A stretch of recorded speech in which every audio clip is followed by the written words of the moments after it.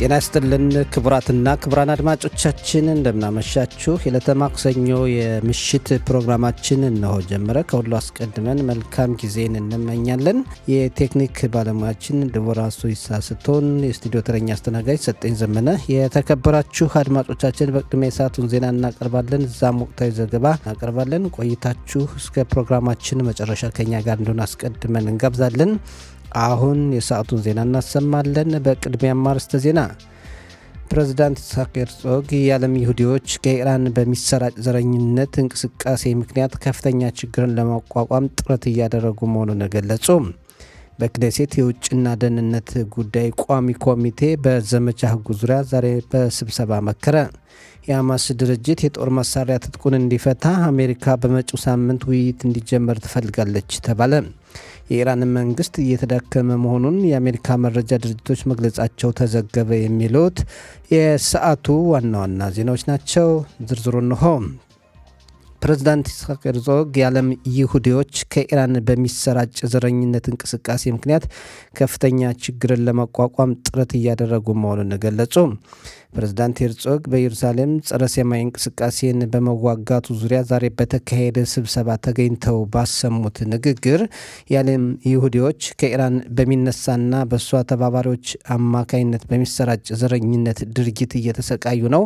ሐማስ ድርጅት ካዛ፣ ሌሎች አካላት ደግሞ በያሉበት እንዲሁም በመገናኛ አውታሮችና የተቃውሞ ሰልፎችን በሚያካሂዱ አካላት አማካኝነት የሚመጡ ጸረ ይሁዳውያን እንቅስቃሴዎችን ለመቋቋም ጥረት እየተደረገ ነው። ከኢራን ያለው የተለመደው ቫይረስ ያው አልተቀየረም። ፍላጎቱ ይለያይ እንጂ የቆየው መርዛማ ነገር ዛሬም አለ። ሁልጊዜ ጸረ ይሁዳውያን እንቅስቃሴን ይዞ ይጓዛል ብለዋል። ፕሬዝዳንት ሄርዞግ በኢየሩሳሌም ቢንያኔ አዋማ በተባለው አዳራሽ ዛሬ ተገኝተው ባሰሙት ንግግር በክኔሴት የውጭና ደህንነት ቋሚ ኮሚቴ በዘመቻ ሕጉ ዙሪያ ዛሬ በስብሰባ መከረ። የአሬዲም ማህበረሰብን ወክለው ክኔሴት የገቡ ሃይማኖተኛ ፓርቲዎች የዘመቻ ሕጉ በፓርላማው ሲጸድቅ ወጣቶችን የሚያስገድድ እንዳይሆን ከፍተኛ ጥረት እያደረጉ ይገኛሉ። በተጠባባቂው ጦር የሚያገለግለው ኦሪ ኤልዳር ወታደሮች ብዙ ጊዜ በመከላከያ ሰራዊቱ ማገልገላቸው ቤተሰቦችን ዋጋ እያስከፈለ ነው በማለት በስብሰባው ወቅት ተናግሯል። ተጠባባቂ ወታደሮች ብዙ ጊዜ እንዳያገለግሉ የሚያደርገው ይህ ሕግ በክኔሴት የውጭና ደህንነት ቋሚ ኮሚቴ ቢሮ ውስጥ አለ። በጋዛ ሰርጥ ምንም አይነት ታጋች እንዳይኖር ትግል አድርገናል። እኔ በተጠባባቂ ጦር ማገልገል ያለብኝን ኃላፊነት እወጣለሁ። ከህይወቴም 1/3ኛውን በመከላከያ ሰራዊቱ አገልግያለሁ። መቼ እንደምጨርስ አላውቀውም። የ3 ዓመት ልጅ አለኝ። እኔ ብዙም ከቤት ስላልነበርኩ አልተንከባከብኩትም። እንዲህ አይነት በቤተሰብ ውስጥ የሚከፈልን ከባድ ዋጋ ለማስቀረት ደግሞ የዘመቻ ሕጉ ሊታሰብበት ይገባል ብሏል።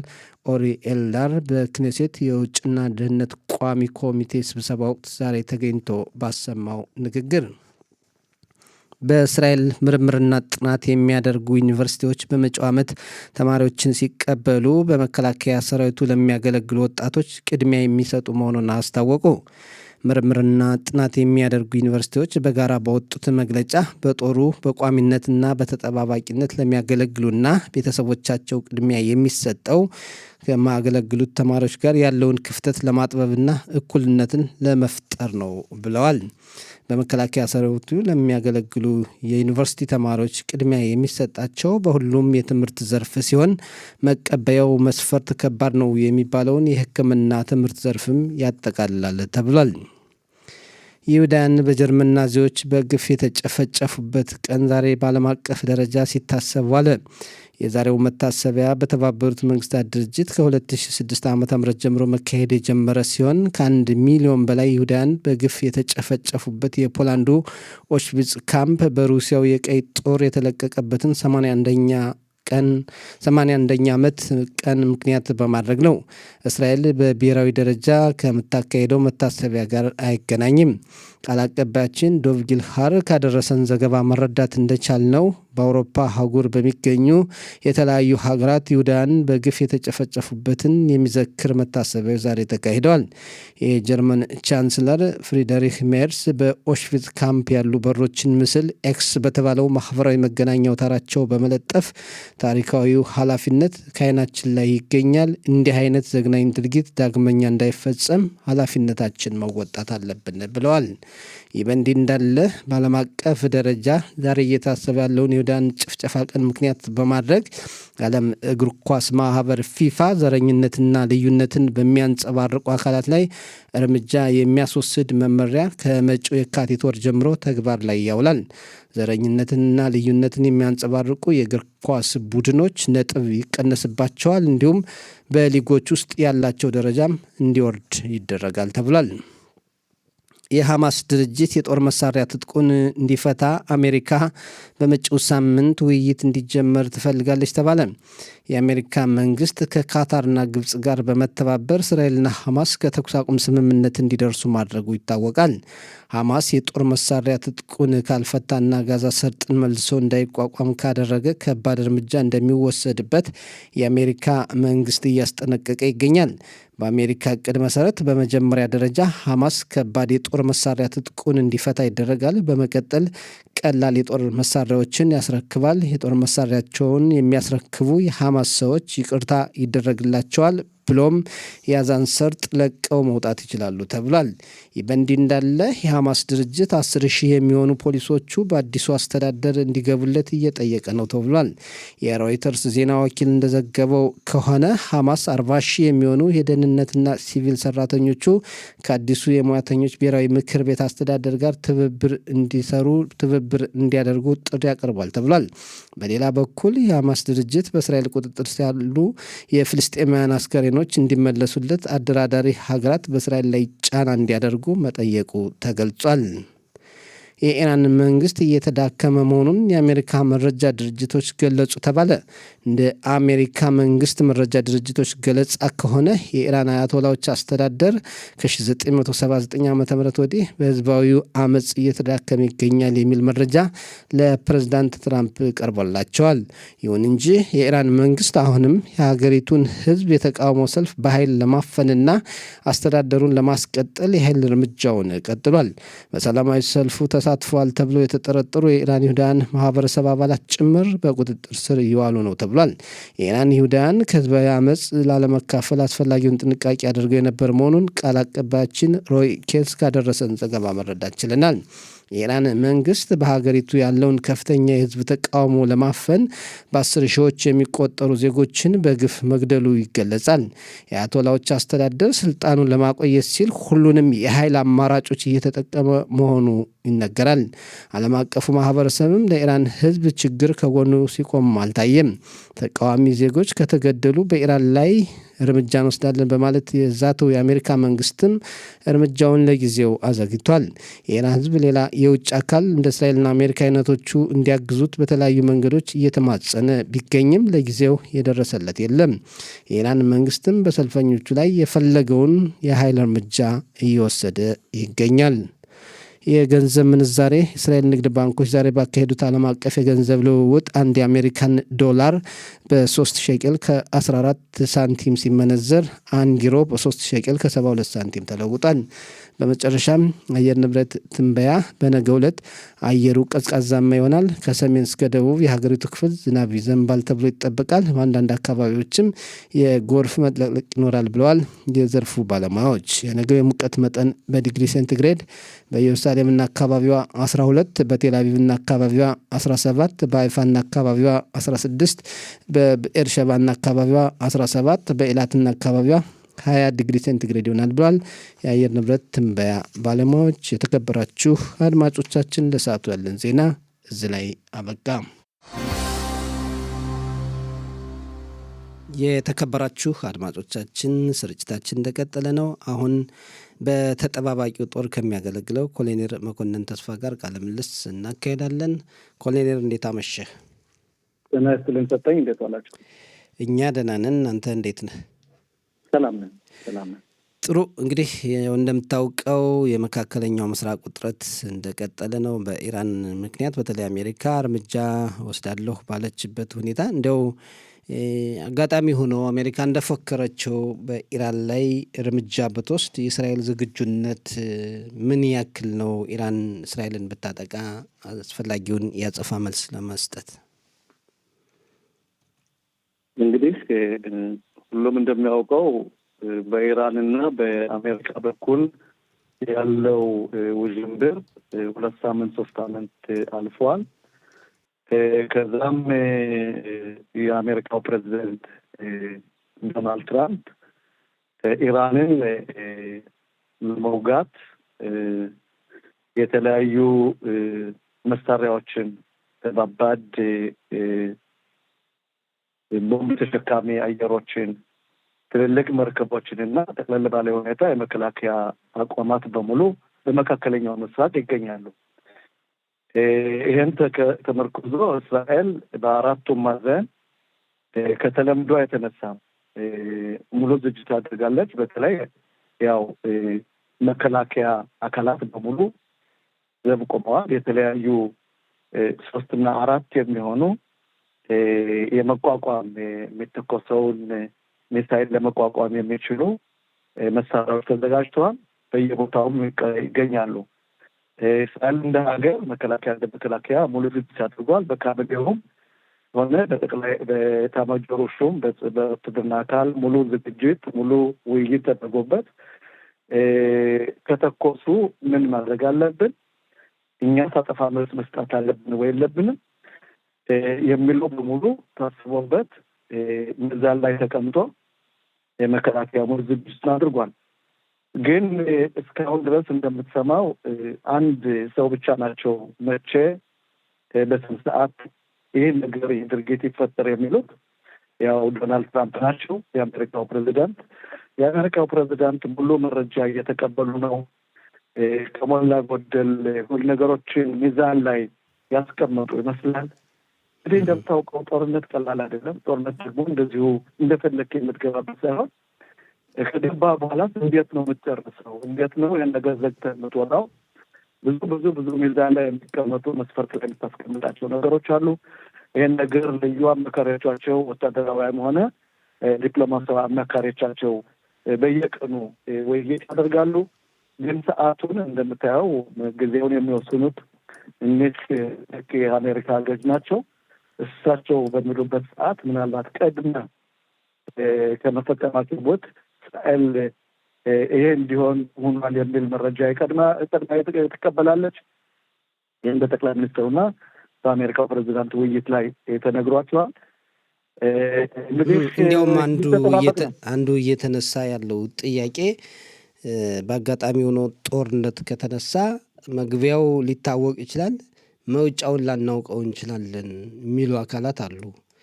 እንዲያው የአሜሪካ ሀያልነት ብቻ አይደለም። አሜሪካ በኢራቅም በአፍጋኒስታንም አንዳንዴ ጣልቃ ገብታ መውጫውን አበላሽታ የወጣችበትን አጋጣሚ እናውቃለንና እንደው መዘዙ የበለጠ ብዙ ጊዜ እንዳይፈጅ የሚሉ አካላት አሉ።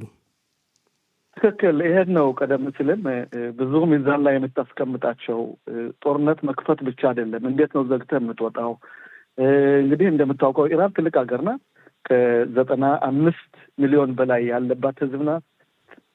በጫማ ስፋትን እስራኤልን ወደ 10 ጊዜ የምትበልጥ ከዛም በላይ ትልቅ ሀገር ናት። ቆዳ ስፋቷ ማለት ነው። ትልቅ ሀገር ናት። ሀያላን ሀገርን ናት። ብዙ ምንም እንኳ በ20-40 ዓመት ቢሆን ነው እንግዲህ ከ1979 ጀምሮ የአያቶላው መንግስት ኢኮኖሚዋን የኢራንን ያድክመው እንጂ ሀብታም የምትሆን ሀገር ናት። እነዚህ ዘይትና ነዳጅ ያለባት ናፍጣ ያለባት ሀገር ግን የምታደርገው ድርጊት ያው እንደምታውቀው የቴሮሪስቶች መጋቢ ሆና የራሱ ህዝብ እየተራበ የኢራንን ቡድን ሂዝባላን፣ ሁቲን፣ ሐማስን እየመገበች የራሷን ህዝቦች የምታስርፍ የራሷን ህዝቦች መብት የማትጠብቅ ኢንተርኔት የምትዘጋ ሰዎችን ያለ ፍርድ የምትሰቅል የምታርድ ከ30,000 በላይ የሚሆኑ ሰዎች በዚህ 3 ሳምንት ውስጥ ተገድለዋል። ይሄም ደግሞ ድርጊት ተቀባይነት የለውም። እንደምታውቀው የዓለም መንግስትን የዓለማት ሀገራትን ጭጭ ነው ብለዋል። በእስራኤልና ወይም እስራኤላዊ ከሌለበት የአረብ ሀገር አረቦችን ሲገል አንድም ነገር አትሰማም። ይህም ራሱ የሚገርም ነገር ነው። ግን ይሄ የተለምዶ ነው። ምንጊዜም እንደምታውቀው እንዴት ነው እንዴት ነው እንደዚህ የተባበሩት ሀገር መንግስታትም እንኳን በኡክራይናና ሩሲያ በተደረገው ምንም አይነት ኮነን አላቀረበም። እስራኤል ግን ከመቶ በላይ በአመት የምትኮነንበት የምትወነጀልበት ይሁዲ ስለሆነች ብቻና አንቲሸሚ ነው የሚል አቋም አለኝ።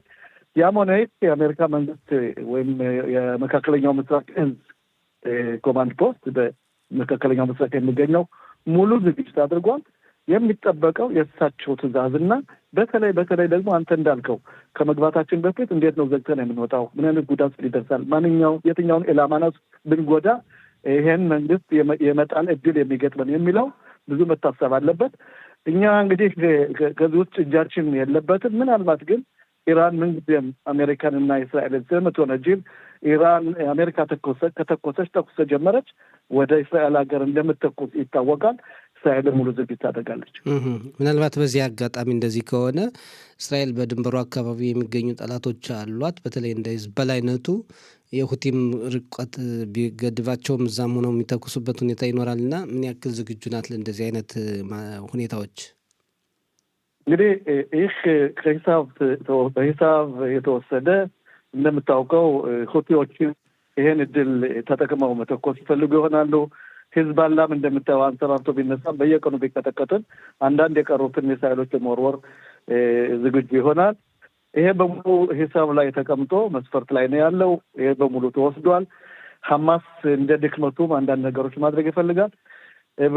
በተለያየ መንግስት በአራቱም ማዕዘን ነው የምልህ፣ በአራቱም ማዕዘን በተለይ በኢላት እንዲሁም በሰሜኑ በኩል ያሉ የአየር መብረሪያዎችን እንዲሁም ትልልቅ ተቋማትን የመቋቋም አቅማችን እንዲበረታ የተለያዩ ሚሳኤል ማውደሚያ መንገዶች ተፈጥረዋል። ሌዘር የሚባለው በተለይ ድሮኖችን ለማውደም ዝግጁ ነው። እንግዲህ ከዛም የተለያዩ እንደምታውቀው ሪፓት ባርዜር አለ፣ ሄጽ አለ፣ ሄጽ ሄጽ ሳይ እስራኤል ሙሉ ዝግጅት አድርጋለች። ኦሬታንስ የተባለው አሁን በሌዘር የሚሰራው እንደው በአጋጣሚ ጥቅም ላይ የሚውልበት ሁኔታ ዝግጁ እንደነበር ባለፈው መከላከያ ሰራዊቱ አስታውቋል። እሱ አሁን ዝግጅት ላይ ነው። እሱ በአሁኑ ሰዓት በተለይ የሚከላከለው ባለፈው ጊዜ ከነበረን ሽንፈት በተለይ ድሮኖች በየቦታው ስለወደቁ እነሱን ለመከላከል ተብሎ የመከላከያ ፋብሪካ ያመረተው በቀላሉ አየር ላይ የማውደም ችሎታ ያለው አንድም በቀላል ገንዘብ ማለት ነው በመብረቃዊ በሆነ ሁኔታ ማውደም የሚችል እሱም ስራ ላይ ይውላል። በሰሜኑም በደቡቡም በምስራቅም ይህ ነገር እንደሚሆን አልጠራጠርም። እንግዲህ እንደ ቀደም ሲል እንዳልኩ ነው እስራኤል ሙሉ ዝግጅት አድርጋበታለች። ይህንም ቀድማ ስለምታውቅ ሙሉ ዝግጅት አድርጋለች። በተለይ በሂዝቦላ በኩል ምናልባት ትንኮሳ ስለሚሆን በዛ በኩልም ወታደሩ ዘብቁሟል። በዚህ በኩል ምንም የሚያሰጋ ነገር የለም። ይህን ካልኩ በኋላ ምናልባት እንግዲህ የሚሰጠን ጊዜ ትንሽ ስለሚሆን አስቀድመው አሜሪካ ከከፈተችና ኢራን ወደዚህ ሀገር ከደወለች የደጀን እዝ ደወል ያሰማል። ህብረተሰቡ ያለውን ቦታ የሚቀመጥበትን መጠለያ ቦታዎችን ማዘጋጀት እና በሚቻል መንገድ በመጠለያ አካባቢዎች ቢገኝ በዚህ ሳምንት ውስጥ ይመረጣል። እሺ እንግዲህ መመሪያው ከመጣ ነው መሆን ያለበት። ያው በውስጥ መግባት የለበትም ህብረተሰቡ። ከዚህ ጋር በተያያዘ እንግዲህ ደግሞ ወደዚህ የሐማስ ጉዳይ ያለ ሁለተኛው ዙር የተኩስ አቁም ስምምነትን ለማስጀመር ጥረት እየተደረገ ነው። አሁን በጋዛ ሰርጥ ምንም አይነት ታጋች የለም፣ በህይወትም በአስከሬንም የተያዘ የለም። ሐማስ ደግሞ የጦር መሳሪያ ትጥቁ እንዲፈታ እየተባለ ነው። ይሄ ምን ያክል ውጤታማ ሊሆን ይችላል? እንግዲህ ልክ አንተ እንዳልከው እግዚአብሔር ይመስገን በአዛ ውስጥ ከ2014 ጀምሮ በአሁኑ ሰዓት ምንም የታገተ ወገን የለንም። የመጨረሻውና ጀግናው ወታደራችን ትላንት ተመልሷል ራንግቪሌ። የእሱ መመለስ በእውነት ህብረተሰቡን ያጠናከረ እስራኤል እንደ ሀገር ጀብዷን ያሳየችበት ጀግንነቷን ያሳየችበት ወታደሮቻችን እንግዲህ ቀብር ቦታ ገብተው ከ250 በላይ ቀብሮችን ከፍተው ከ250 በላይ ቀብሮችን እንደገና ዘግተው ራንግቪልን ማምጣት ማለት ምን ያህል የእስራኤል ወታደር ጠንካራ ዓላማና ጠንካራ ስራ እንደሚሰራ ከሆነ በኋላ እንግዲህ የቀረን የለም። እንዲያውም ኢላማዎችን አግኝተናል አልችለን። አንድ የቀረን የሐማስ ገዥነትና ሐማስ መሳሪያውን መፍታት አለበት የሚለው ነው።